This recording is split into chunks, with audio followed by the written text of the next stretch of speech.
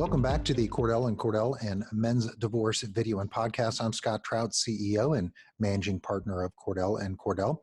We continue to bring you information on family law for everything before, during, and after divorce and all matters regarding and related to family law, whether it's the divorce, modifications, paternities, contempts, issues related to guys facing issues in family law. And today is, of course, no different. We're going to talk a little bit about custody and how guys can position themselves to try to achieve their goals. And, we're joined by Dylan Briggs in our St. Charles office. Welcome, Dylan. Thank you very much, Mr. Trout. I'm happy to be here. Thank you for having me. Yeah, glad to have you.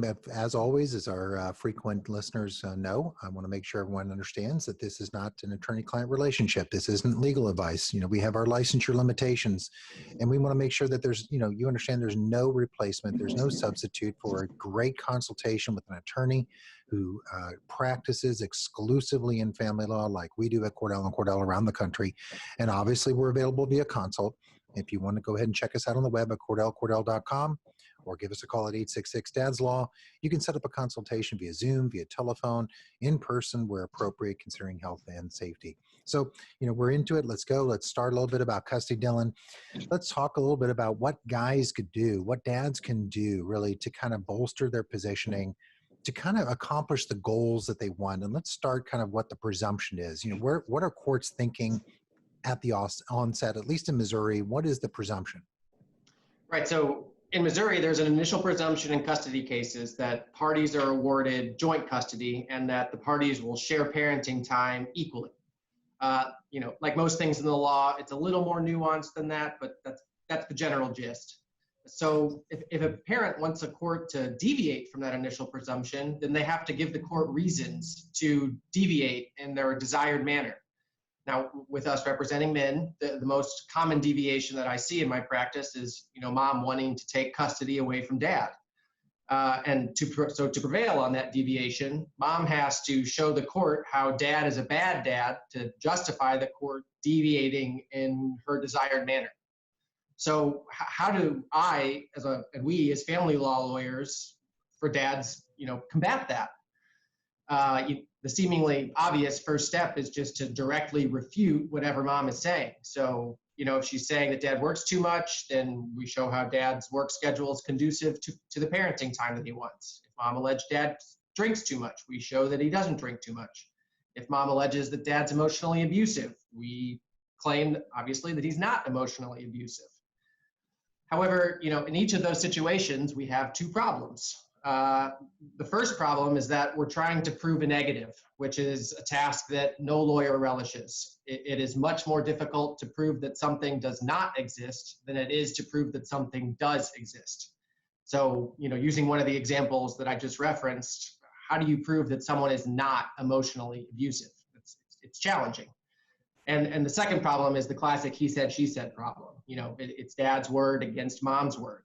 Yeah. So in light of those two problems, the way that we address this issue is by showing the court all of the ways that dad is not just a good dad, but a great dad. The theory being, Your Honor, if dad is doing all of these great things that a dad should do, how could these bad things that mom's saying possibly be true? And frankly, judges see a lot of bad dads. So it's not only that, but it's, Your Honor, you see a lot of dads that don't do any of this stuff. And Here's a dad not only doing what a minimum threshold dad should do, but going above and beyond.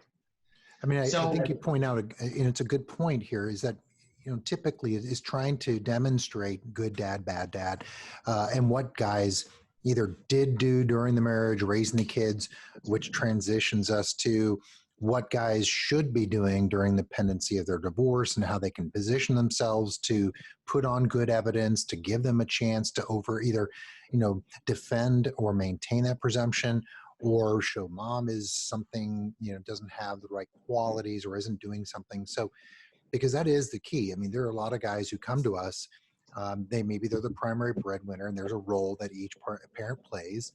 And maybe it is a traditional role. That we say years ago, that traditional role is gone, right? But, what you see is maybe mom stayed home. Maybe that was a decision both made. And so dad didn't have an opportunity to play the nurturer, to play the caretaker, but you can present, those limited opportunities to try to maintain the presumption or even go further. But maybe guys are asking, what can they do during the case, right? Let's just say that, now the role's different. Now that they each have a role to play. So what should guys, that's the big question. Everybody goes, well, what can I do to win custody? Well, let's take some notes right here. Start listing out what guys should be doing during the case to try to position themselves. Well, you got to the crux of the matter in your preface there, which is that the roles are different now. And so, just because that division of labor existed during the marriage, dads should not feel hamstrung by the fact that they didn't do these things while they're married. Things are different now. So the biggest general thing is to recognize that things are different and that changes need to be made. So let's kind of get into the meat of our discussion and talk some nuts and bolts of what dads can do while a case is pending to maintain their custody position. So first and foremost is that dad should be having regular and meaningful contact with the children, even and especially when the children are not in his care. So when the children are with mom, dad should be communicating with the children either by a telephone or video conference, ideally every day, and at the very least every other day. And I'm not talking about, an hour-long diatribe about your child's day. I'm just, 10, 20-minute conversation, just kind of checking in and maintaining that consistent and meaningful contact. So a second one would be kind of a touchy subject, which is child support. Ultimately, dad should always ensure that his children are provided for. Now, child support can be very case-specific, making it difficult to generalize. So best thing to do is to seek consultation from an attorney in your jurisdiction as soon as possible and discuss this issue with your attorney at the first available opportunity. But generally speaking, if dad makes more money than mom, then he should be paying, some amount of support to mom, even if it's just a little bit. And, even if mom doesn't ask for it or it doesn't seem like mom needs it, I want to be able to show the court that dad was and is willing to endure hardship for his children.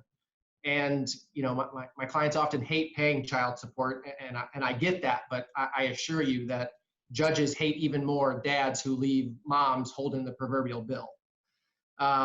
So another one is extracurricular activities. Dad should be wanting to and attending as many of these extracurricular activities as possible. So, if there's a baseball game, be there. If there's a dance recital, be there. If there's a school function to which parents are invited, be there. And don't just limit your presence to mere attendance. To the extent that you can participate in these extracurricular activities, that's like, that above and beyond stuff that I was talking about before.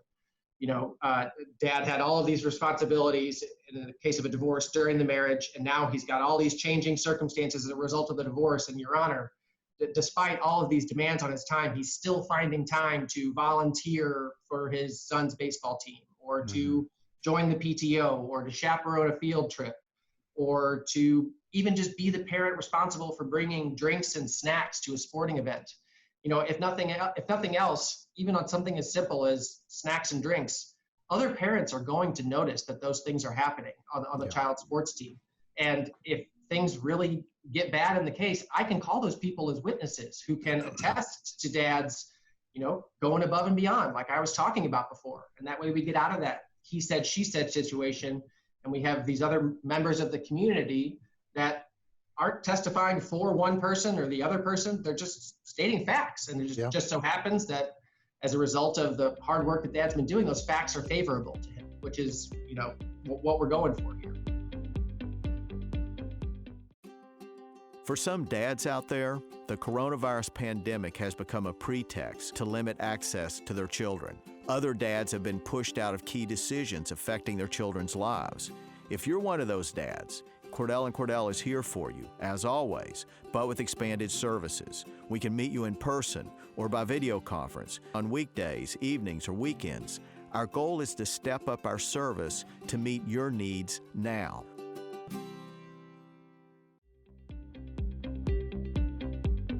It is very similar. We talked with Jessica America, our attorney in Arizona, and we were talking similarly about things that guys can do. And we reached the conclusion that, look, it sounds, guys are listening now and they're thinking, well, I do all those things.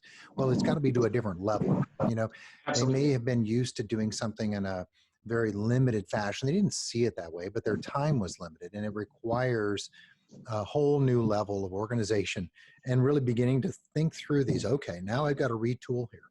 And it isn't easy. It's complicated.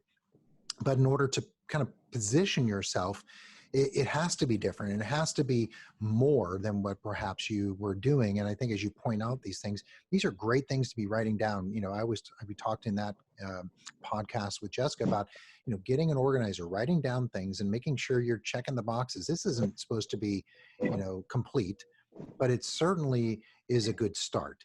And it's about getting in routines, and there's help out there, and there's coaches who can talk about life after divorce or life during divorce, and how you kind of, I mean, it's not only emotionally draining to do it, but then overwhelming to think about how do I accomplish all of what you're just talking about. But I say that to just kind of talk about the next, you know, we talk about the variety and the role changes, and, you know, changing your habits of, now it's kind of equal parenting, right? Where you each have to kind of participate and not just rely on one doing something they always did, right?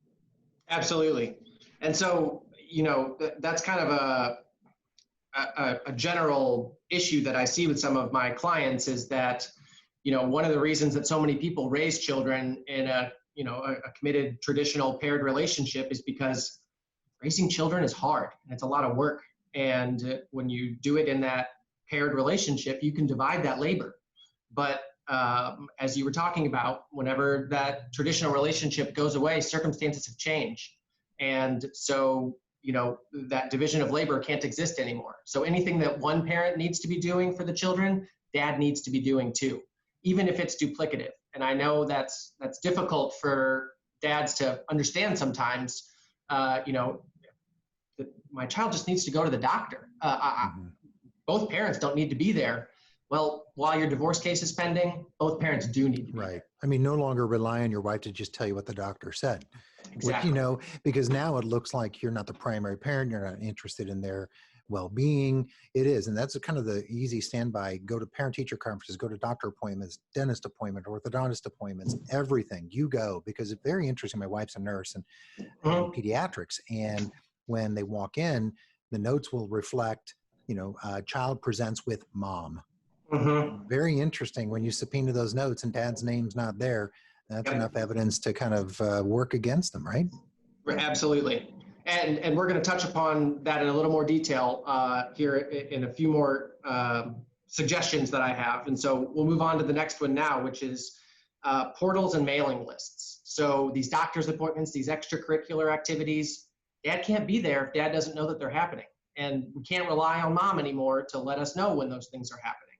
Even if we think she'll do so, now is not the time to be trusting in that manner. So you name it, you need to be dads need to be contacting these entities to get on their mailing lists and get on their portal so that they can communicate with these entities. So things like school districts, each individual school, each individual teacher that your child has within that school, healthcare providers, sports team, choirs, youth groups, any of the above. And that's obviously not an exhaustive list, and it will be specific to your individual child. But dad needs to make sure that he's getting all the communication that a parent or mom should be getting.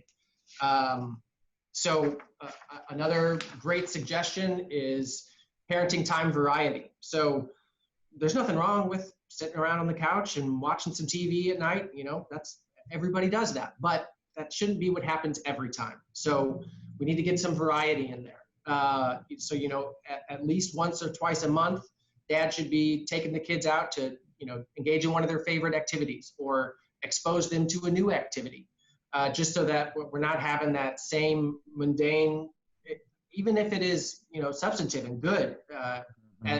As a lawyer, I have to be able to show things and tell a story that's compelling to a judge. And just don't pop them in front of the television and count that as custody time. You know exactly. what I mean, right? Like we talked with Jessica America, we talked about, hey, one weekend it can be, let's cook a meal together. Let's go shop for the items. Be creative. I mean, these aren't easy. these are things that are very difficult to come up with, but it takes some thought, meaning on your non-weekends or custody days, start writing out a plan.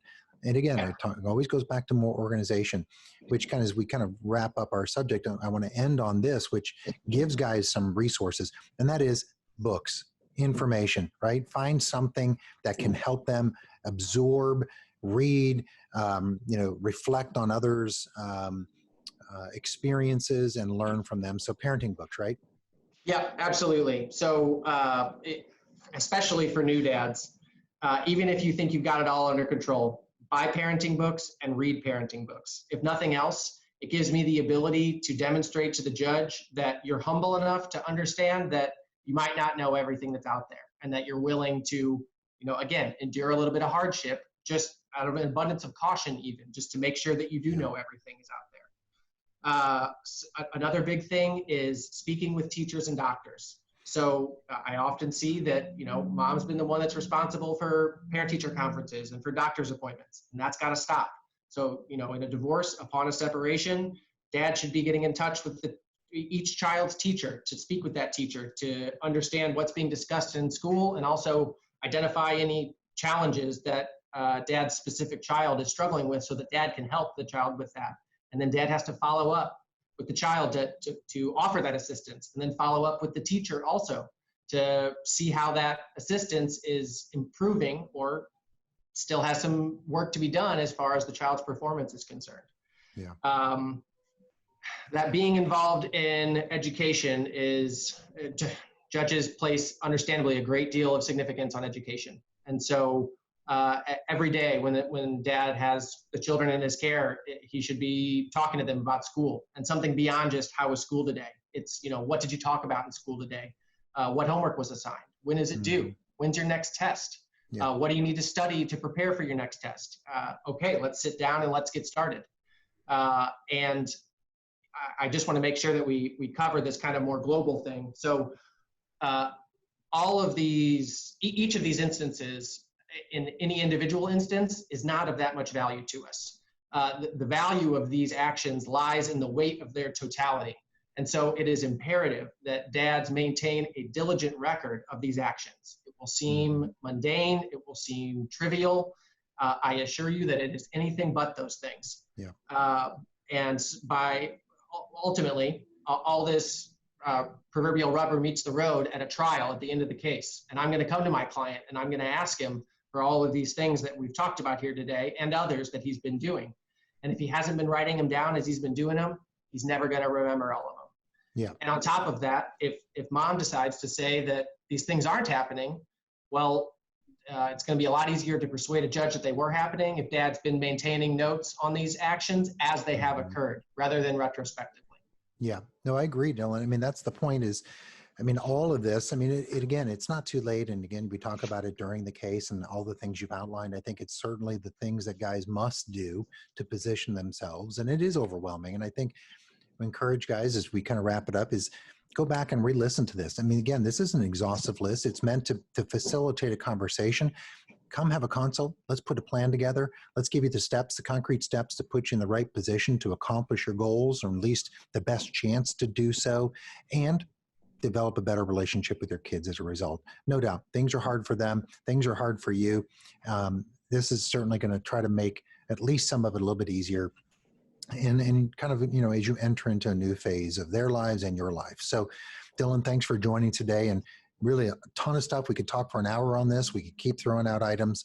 I'm sure we'll do another topic on this to continue to give guys more tips, advice, and instruction on the best chance to succeed. Thanks again, Dylan, for joining. Thank you very much for having me. As always, continue to bring you information like this, details, breaking it down, giving you some concrete examples, concrete things. As you listen, you kind of live through experience, live through others, walk the mile in their shoes. That's what we want to do, give you that. Again, reach us at 866-DADS-LAW if you want to consult with Dylan or some of the other attorneys around the country, including the United Kingdom, with our attorneys in our London office. Check us out at CordellCordell.com. Tune into our virtual town hall coming up this month. Check it out on CordellCordell.com, where you can log in, ask questions live of the panel of Cordell and Cordell attorneys, and get answers right then, right there. Continue to tune into our weekly podcast. We do it twice each week.